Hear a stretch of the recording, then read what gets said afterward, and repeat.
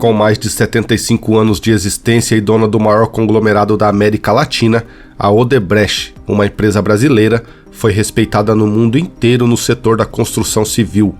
A empresa iniciou suas obras timidamente no Nordeste brasileiro e chegou a marcar presença em mais de 25 países ao redor do mundo. Inclusive, ainda na década de 90, a Odebrecht foi a primeira empresa brasileira a construir uma obra pública nos Estados Unidos. A empresa foi um sinônimo de riqueza, movimentando mais de 100 bilhões de reais em 2014 e tendo um lucro líquido de quase meio bilhão só nesse ano. E dado o seu tamanho, a sua influência nos governos foi marcante em vários países, inclusive no nosso. E a história da Odebrecht é interessante porque, apesar das suas grandes e famosas construções, ela se envolveu também no maior e mais famoso esquema de corrupção no nosso país, onde o presidente da empresa, Marcelo Odebrecht, chegou a ser preso e a empresa se viu à beira da falência a ponto de pedir recuperação judicial para tentar sobreviver. Mas para entendermos como o escândalo aconteceu e como a Odebrecht está hoje, precisamos entender como ela surgiu e como ela cresceu.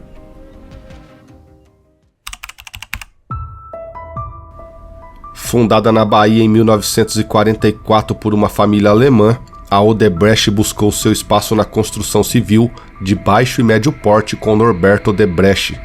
E em 1953 surgiu a Petrobras e a Odebrecht deu um grande passo e se aliou a ela na construção do oleoduto Catu-Candeias para o transporte de óleo da refinaria de Mataripe.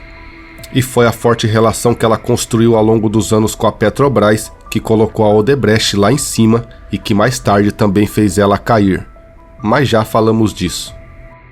No início dos anos 70, a Camargo Corrêa era a maior empreiteira na época e a Odebrecht não aparecia nem entre as 10 primeiras nacionais, até que duas obras mudaram completamente o perfil e o tamanho da Odebrecht: o Aeroporto Internacional do Galeão e a Usina Nuclear de Angra dos Reis. Duas obras que exigiram um grau de confiança dos militares que estavam no comando do país e que outras empreiteiras não tinham. E com o desenvolvimento do Brasil nos próximos anos e o crescimento da Petrobras, a Odebrecht crescia junto e quase que sem concorrência, pela proximidade que ela manteve com o governo. E a empresa, que até então era controlada pela família, abriu seu capital na bolsa em 1981, transformando os donos em acionistas e assumindo uma condição de holding, e em seguida se preparou para um novo ciclo, fortalecendo seu papel na engenharia nacional e absorvendo outras empresas. A Odebrecht investiu na diversificação dos negócios, entre eles os negócios no setor de químico e petroquímico, além de expandir a atuação no mercado externo entre a América Latina, os Estados Unidos e África. E em 1985, as obras fora do Brasil já representavam cerca de 30% dos contratos em carteira da Odebrecht, e ainda na década de 80, a Odebrecht incorporou ao seu conglomerado a CBPO, a Companhia Brasileira de Projetos e Obras. A CBPO era a sexta maior empresa em faturamento entre as grandes construtoras brasileiras e tinha uma extensa lista de obras realizadas no sul do país.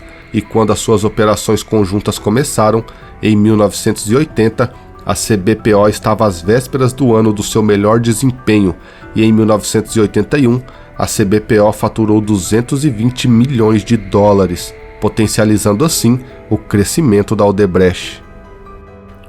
Já nos anos 90, durante os governos de Fernando Collor e FHC, a Odebrecht manteve o seu crescimento e seguiu comprando empresas de saneamento e polos químicos, mas foi no governo Lula que a empresa deu uma virada de chave ainda maior. E grande parte desse crescimento se deu graças aos generosos empréstimos do BNDES para financiar grandes obras. E na era Lula, quando o Estado retomou as suas práticas de financiar grandes obras, a Odebrecht viu seu faturamento sair de 13 bilhões de reais em 2003 para mais de 107 bilhões de reais em 2014, e tendo muitas obras financiadas no exterior. E dados do Tribunal de Contas da União mostra que todo o crédito a juros baixos que o BNDES destinou para financiar projetos no exterior entre 2005 e 2014, mais de 80% foram entregues à Odebrecht. E com um faturamento invejável e um crescimento nunca visto antes em nosso país, a Odebrecht saiu de um lucro de 2014 de quase R$500 bilhão para um prejuízo de quase R$300 milhões em 2015 e uma dívida líquida de mais de R$76 bilhões. E o que colocou a empresa em maus lençóis e em pouco tempo fez a gigante pedir recuperação judicial para tentar sobreviver é o que eu vou te contar agora. E é agora que a proximidade da Odebrecht com a Petrobras entra na história. A Polícia Federal do Brasil iniciou uma investigação de lavagem de dinheiro contra a Petrobras, denominada Lava Jato, e logo o que começou investigando lavagem de dinheiro teve o seu foco mudado e a polícia percebeu uma corrupção ligada à empresa petrolífera estatal brasileira. E a polícia descobriu que os executivos da Petrobras aceitavam subornos em troca de concessões de contratos a preços inflacionados, e os subornos eram compartilhados com intermediários e políticos, e a Odebrecht foi envolvida no escândalo quando os investigadores começaram a avaliar os contratos de construção, inclusive os contratos com a FIFA para as construções da Copa do Mundo e as Olimpíadas. A Odebrecht admitiu que começou a subornar sistematicamente funcionários estatais e políticos por volta de 2001, e esse esquema era tão grande que 5 anos depois criou uma divisão interna, a Divisão de Operações Estruturadas, dedicada principalmente a fazer pagamentos corruptos. E declarações de acusações e documentos judiciais mostraram que a divisão funcionava como uma unidade autônoma de suborno dentro da própria Odebrecht.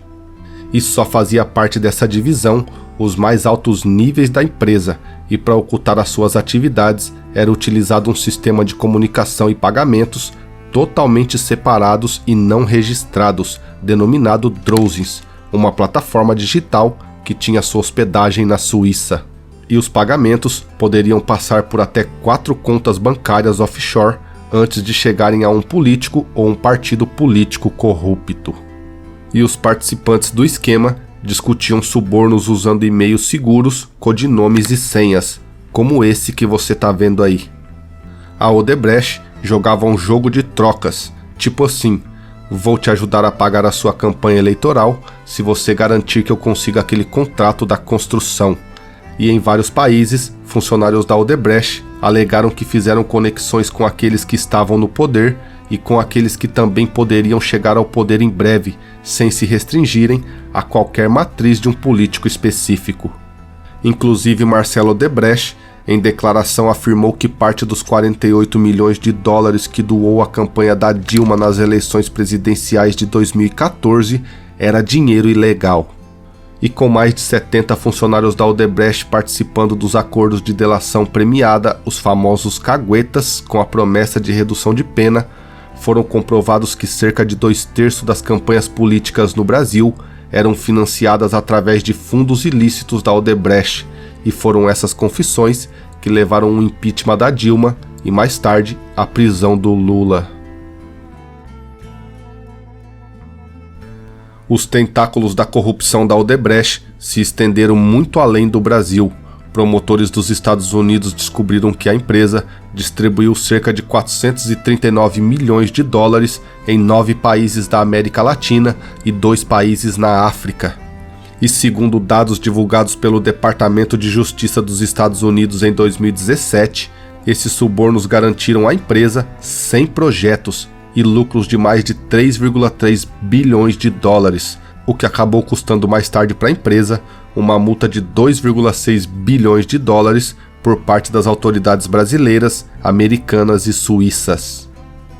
E depois de escândalos, multa, muita gente presa e presidentes caídos, a Odebrecht viu seu quadro de funcionários diminuir 80% e 20% de quebra na sua receita bruta, o que obrigou a empresa a pedir recuperação judicial, apresentando uma dívida de 98 bilhões de reais, o maior pedido de recuperação judicial da nossa história. E depois do pedido de recuperação judicial ser aceito, a Odebrecht mudou a sua cara e agora é a Novo Honor. Nós não conseguimos saber quanto dos quase 100 bilhões de dívidas já foram liquidados, mas o que sabemos é que em 10 anos após o início das investigações, a Odebrecht ainda está aí, só que com uma cara nova. Marcelo Odebrecht, que esteve preso, está praticamente livre e Luiz Inácio Lula da Silva está de volta na presidência do nosso país. Os escândalos da Petrobras e da Odebrecht expuseram a forma como os grandes negócios são feitos na América Latina e deixou bem claro que isso não é um problema apenas do Brasil. Uma grande empresa multinacional latino-americana foi pega lubrificando governos à torta e à direita, tanto governos de esquerda quanto governos de direita. Mas agora me diz aqui nos comentários o que você achou desse vídeo e qual a reflexão que essa história te traz. E eu sou o William do canal Documentariando.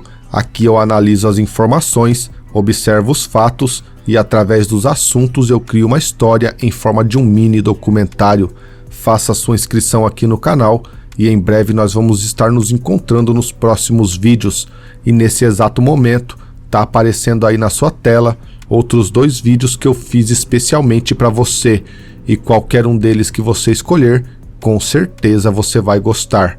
Aperte um deles aí e nós nos vemos lá em alguns segundos. E por esse vídeo é isso. Um grande abraço e até mais.